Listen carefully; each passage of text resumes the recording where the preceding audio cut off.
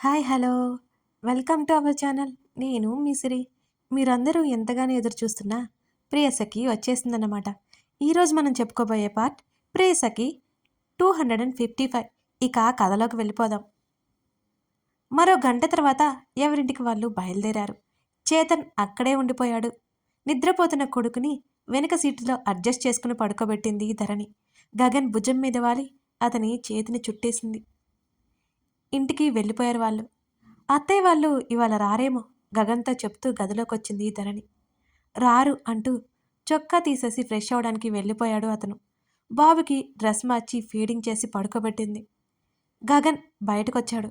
అద్దం ముందు నిలబడి జడలో ఉన్న పువ్వులు తీయడానికి ప్రయత్నం చేస్తుంటే వెనుకగా వచ్చి హత్తుకున్నాడు అతను. ఆ ప్రయత్నం ఆపేసి అద్దంలో గుండా అతని వైపు చూస్తోంది ధరణి. ఆమె భుజం దగ్గర ముఖం దాచుకున్నాడు. చిరునవ్వుతో అతన్నే చూస్తూ అతని తల మీద చేయి వేసింది.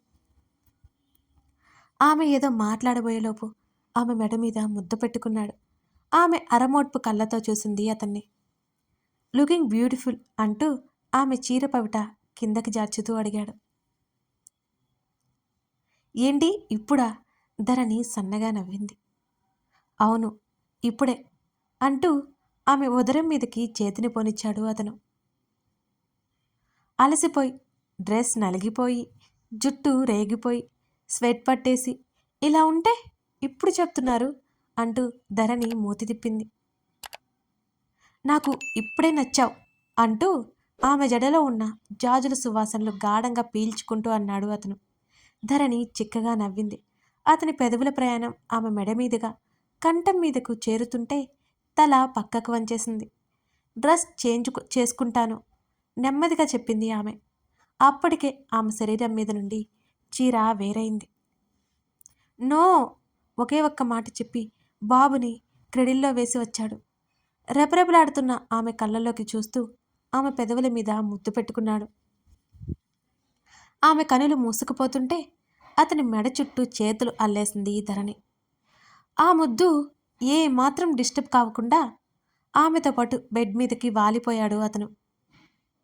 మెహందీతో అందంగా అలంకరించబడిన ఆమె చేతుల మీద ముద్దు పెట్టుకున్నాడు. ఆమె అరచేతుల్లో వారిద్దరి పేర్లతో మొదటి అక్షరం ఉంది. అలాగే తన బుజ్జిగాడి పేరు కూడా ఉంది. రాయించుకుంది. ఎలా ఉంది అని అడిగింది. బదులుగా ఆమె అరచేతుల్లో మరికొన్ని ముద్దులు ఇచ్చాడు అతను. ఆమె మరోసారి అందంగా నవ్వింది. అతని చుట్టూ చేతులు వేసి ఇష్టంగా అతని కళ్ళల్లోకి చూస్తుంటే ఆమె ప్రణయపు యుద్ధానికి సిద్ధమైపోయాడు అతను. చల్లటి వాతావరణంలో ఇరు శరీరాలు దగ్గరైపోయాయి. రేపు పెళ్లి ఉంది. ధరణి అలసిన కన్నులతో అతన్నే చూస్తూ చెప్పింది. గుర్తుంది అంటూ ఆమె నుదుటి మీద ముద్దు పెట్టుకున్నాడు అతను. అతని దాటికి కందిపోయిన ఆమె పెదవులు అందంగా విచ్చుకున్నాయి. అతని ఛాతీ మీద చెయ్యేసి అతని మెడవంపులో ముఖం దాచుకుని నిద్రలోకి జారుకుంది.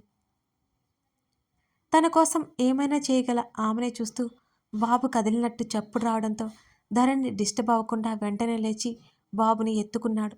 భుజం మీద వేసుకుని జో కొడుతుంటే బాబు నిద్రపోయాడు. చలికి ముడుచుకుని పడుకుంది ధరణి. ఇద్దరికీ మధ్యలో బాబుని పడుకోబెట్టింది.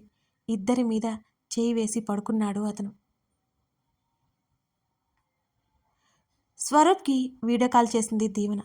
ఫోన్ ఎదురుగా పెట్టుకుని నిలబడి ఎలా ఉన్నాను చేతులు చూపిస్తూ కళ్ళు ఎగరేసింది. ఇప్పుడే ఇక్కడికి వచ్చి నిన్ను గట్టిగా హత్తుకోవాలనుంది అంటుంటే అతని మాటలకి నవ్వింది దీవెన. అబ్బో, కనిపించవు కానీ చాలా కలలున్నాయి నీ దగ్గర అన్నది దీవెన నవ్వుతూ. ఇప్పుడే ఏం చూసావు? ఇంకా ఇంకా నీకోసం చాలా ఉన్నాయి. నీకోసమే దాచాను కూడా స్వరూప్ అన్నాడు. ఆహా అని అతను నవ్వుతుంటే తను నవ్వేసింది దీవెన. వారిద్దరి మాటలకి కొదవ లేకుండా పోయింది.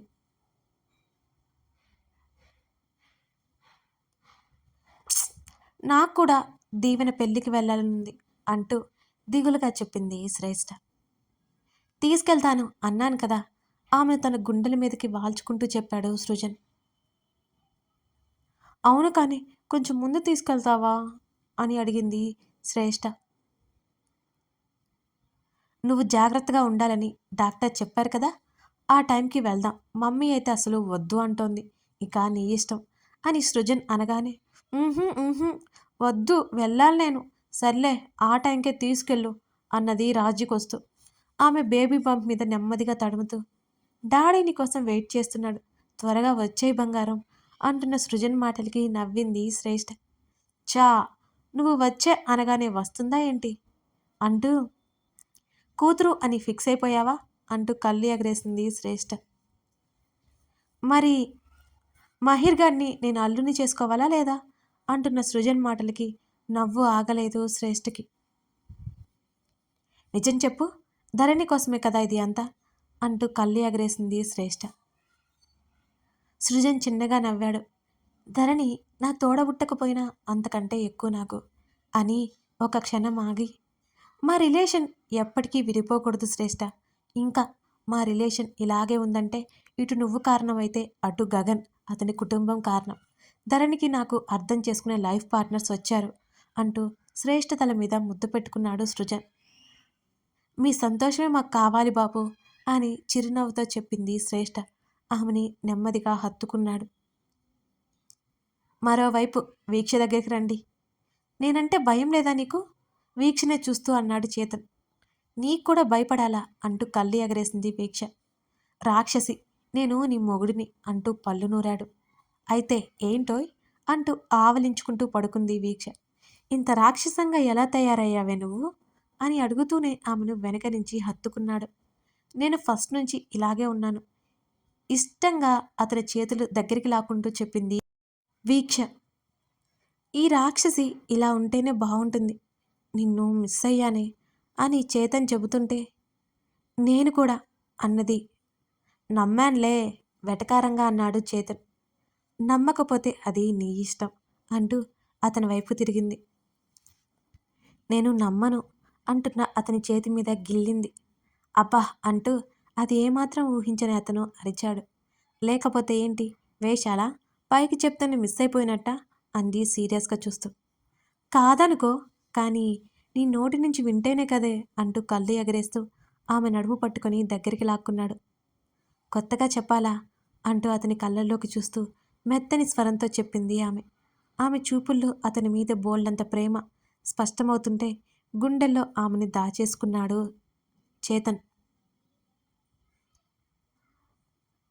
తారలన్నీ కిందకి దిగి వచ్చినట్టు కళ్యాణ మండపం అలంకరించినట్టు ఉంది ఆ ప్రదేశం. పెళ్లి పీటల మీద దీవెన, స్వరూప్ సంతోషమంతా ముఖంలో నింపుకొని కూర్చున్నారు. స్నేహితులతో పాటు బంధు పరివారం అంతా మరింత ఆనందంగా వాళ్ళని చూస్తోంది. శ్రేష్ఠని నెమ్మదిగా కుర్చీలో కూర్చోబెట్టి పక్కనే కూర్చున్నాడు సృజన్. ధరణి, వీక్ష స్టేజ్ మీదకి వెళ్ళి స్వాతితో సహా కలిసి సందడి చేస్తున్నారు. బాబుని గగన్కి ఇచ్చేసింది ధరణి. ఆమెనే చూస్తూ దూరంగా నిలబడి ఉన్నాడు గగన్. మెరూన్ కలర్ పట్టు చీరలో ఉంది ఆమె. ఆమె రంగు మరింత బహిర్గతం చేస్తోంది ఆ చీర. తలంబ్రాలు పోసుకుంటున్న వాళ్ళిద్దరినీ ఒకవైపు చేతన్ ఎంకరేజ్ చేస్తుంటే మరోవైపు దీక్ష, ధరణి అరుస్తున్నారు. ఎప్పుడు చాలా రిజర్వ్డ్గా ఉండే ధరణి సంతోషంతో కేరింతలు కొడుతోంది ఇప్పుడు మొదటిసారిగా. ఆమె చుట్టూ ఏం పట్టించుకునే స్థితిలో లేదు. ఆమె తన సంతోషాన్ని వ్యక్తపరుస్తోంది. రేయ్ సైడ్ కొట్టుకు అని రాజేష్ నవ్వుతుంటే గగన్ చూసిన చూపులకి నవ్వు ఆపుకున్నాడు. మరోవైపు ప్రకాష్ అంటూ అతని చేతిని పట్టుకుని కదిపింది మాలవిక. ఏంటి అన్నట్టు ఆమె వైపు చూశాడు ప్రకాష్.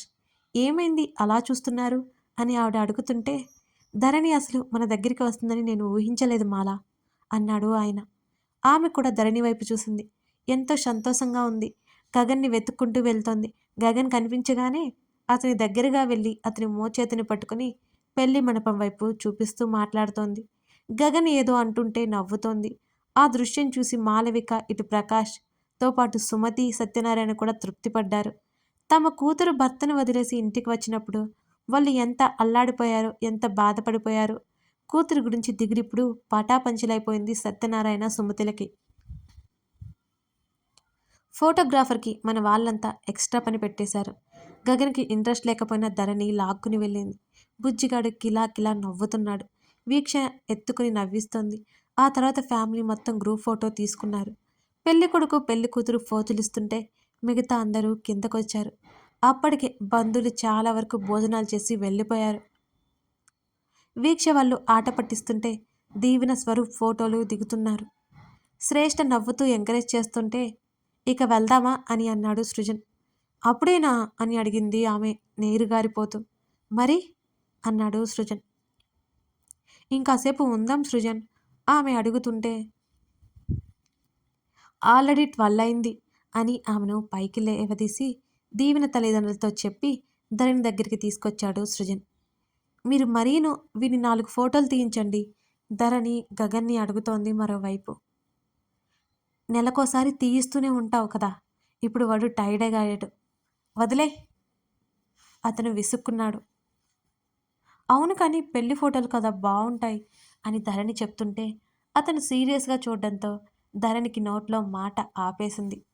ఆమె రుసరుసలాడుతుంటే అక్కడికొచ్చారు సృజన్ శ్రేష్ఠ.